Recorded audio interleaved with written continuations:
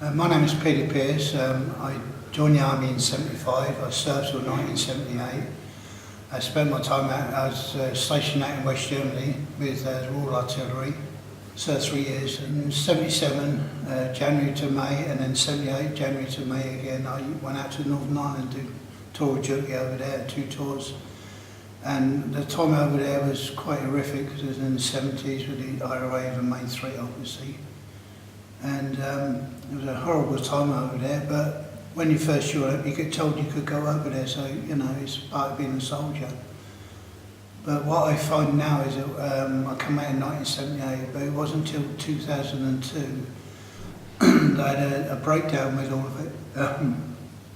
When I served my flat, when they bombed things, and I thought I was back in Ireland. That was on a Friday, that was, just for bonfire night.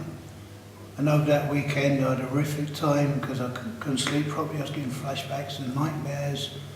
And on the Monday morning I went to see my doctor, local doctor and that. And he explained to me that I had got a post-traumatic stress disorder. Explained what I've been through over the weekend and that's what he said I've got. Give me some medication and that, and finally got some sleep that night. And ongoing from there, I went to see a psychiatrist. I found out about combat stress. So I rang them up, and I went to one in Nordic Court, which is Newport in Shropshire. A guy came out from them, Mike, he's an ex-army, served in Ireland himself. And he explained the way it was to that. He said, well, yeah, he said, what we need to do is get you up here, he said, to get your treatment sorted out so it can help deal with it. And the first time I was going to go, I couldn't afford it, but then the second time I come up and I managed to do it. You go up for a week, which is induction week. They talk to you, you see the doctors and talk to people up there and that. And what they do is at the end of the first week, you go back and see the doctor again. And the first thing he said is when I sat down is I've got post-traumatic stress disorder, depression, anxiety, all the big problems with it. And they put me on a course of medication, which I'm still taking now.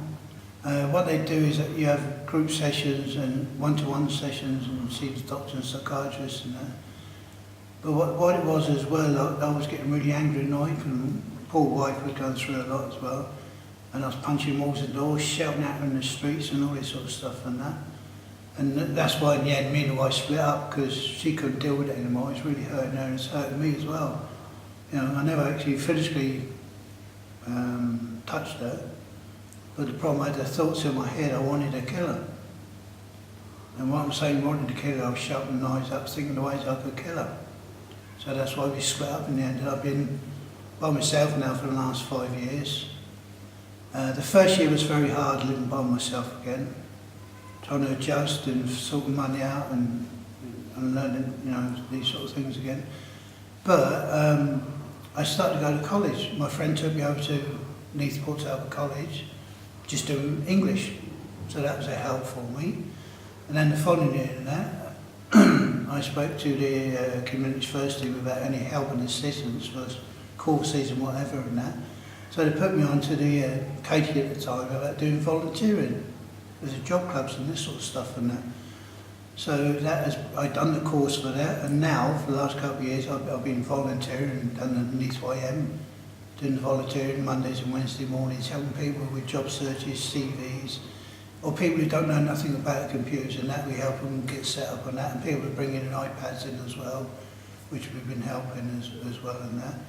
I'm also with Mind as well, which is a mental health charity. I'm in a depression anxiety group with them and that, but we go out and do different things with them. And also through Mind now, we started up a new thing called walking football and that. So these sort of things are helping me with what I'm going through each day. We're trying to sleep and take the medication and that, and trying not to get myself really upset with it all, because once these things start kicking in now, my stress levels go high and that, and my IBS kicks in and that, and all the other stuff. I get angry and annoyed, and I don't want to eat, and stay indoors and go out. So this is what, and also now I've set up a veteran support group to help people in the forces. My next one's the 29th of April, It's 2 p.m. at Ebenezer Church in Leeds, which is in Herbert Road. And the other thing, linking up with other organisations now, which is MBG Homes and Communities First, the MCC, and also now I've got Christine, a recent Labour MP, who's helping me organise like a network for health veterans.